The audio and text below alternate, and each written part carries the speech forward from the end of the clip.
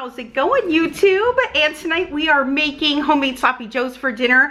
A few of you reached out to me and asked me how I make mine from scratch, so you don't have to buy the manwich in a can.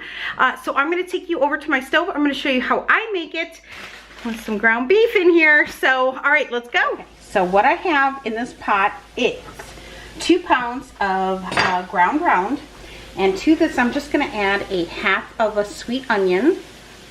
Okay, and then I'm also going to be adding in 1 green pepper. I'm just going to let this all kind of cook up together. I like to use one of these little handy dandy meat choppers. I think I got mine at Bed Bath & Beyond, but I'll leave a link because I'm pretty sure you can find them on Amazon.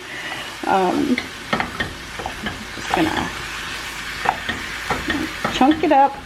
Alright, so now that we've got this browned up, not everyone in my family loves sloppy joe as much as I do, because for me it's a taste of my childhood, like meatloaf. So what I do, well, I do what any good mom would do, right? I take out half the meat and I try to get the meat that doesn't have a lot of the peppers or the onions. A little bit's okay, but if there's a lot, they'll revolt. So I kind of pick out green peppers and the onions, and I take about half of it out. And so half of this I will serve as loose meat sandwiches. You remember the show Roseanne, where she used to run the loose meat sandwich stand? So that's what I make with this half. Make loose meat sandwiches for the kiddos that don't care for the sloppy joes. Okay, so then that remains half, and then half of it is in this bowl here. So I will put that off to the side. Alright, now let's make this half into sloppy joes. Okay, so what I'm adding to mine is about a teaspoon of minced garlic that I keep in my fridge, okay? I'm just going to get out a little teaspoon, literally, and add that in. So we're just going to give that a toss. In the center here, we are going to add 1.5 cups of ketchup. Okay.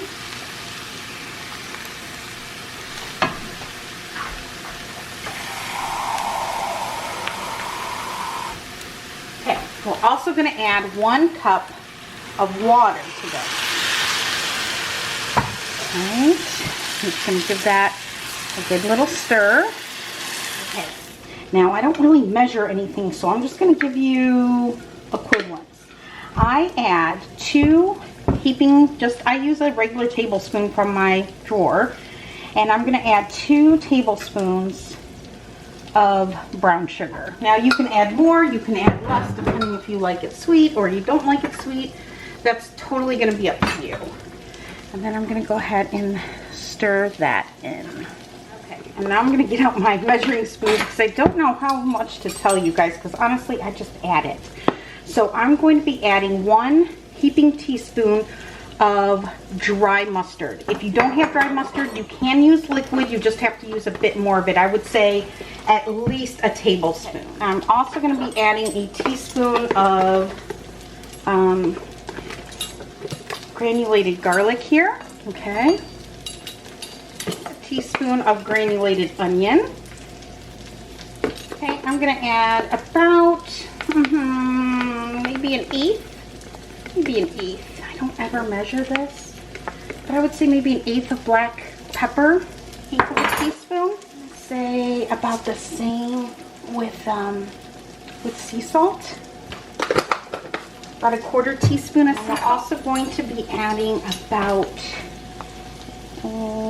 2 teaspoons of chili powder to this. Okay. And then I add about, let's say, a teaspoon of home dehydrated roasted tomato powder. If you don't have that, you can add a little bit of a smidgen of tomato paste if you want. You don't have to add anything if you don't want. I just like the little bit of punch in the tomato that it gives. I don't really have a measurement for this because this is going to be totally up to you and how much you want to add. My family doesn't like it super spicy. So I'm gonna add, I would say probably 1/8 of a teaspoon of red pepper flakes. You can definitely add more if you like it a little bit spicier. And then if I had to guess, I'm gonna say, well, let's just measure it out. I'm gonna say about just shy of a tablespoon of Worcestershire. Did I say it right? Worcestershire sauce. I hope I said it right. Okay.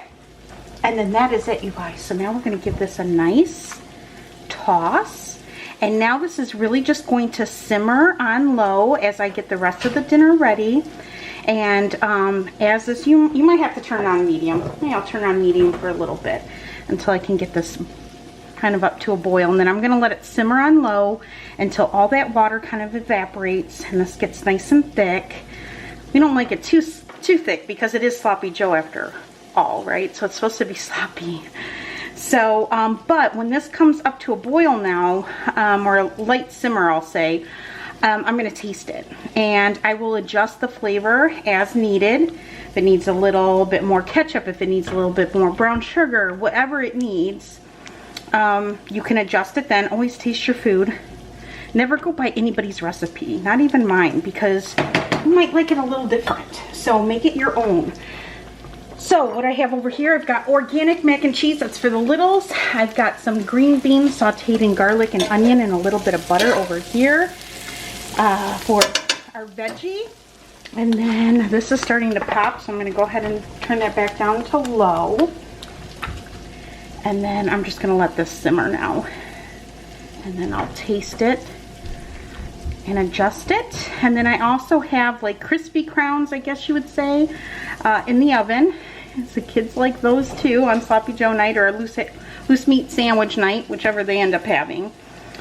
And that's it, you guys. Okay, I'm gonna bring you back when I serve this. And woo, happy Monday. All right, so as we are serving this up, I'm going to show you what it looks like on a bun. And that is it. Sloppy Joe, super easy, super quick, not hard, and you don't have to depend on a can. So I hope this was helpful to anyone who wants to make homemade Sloppy Joe. And if you have any questions, leave them down below. I'll try my very best to answer them for you. And yeah, have a great week, guys.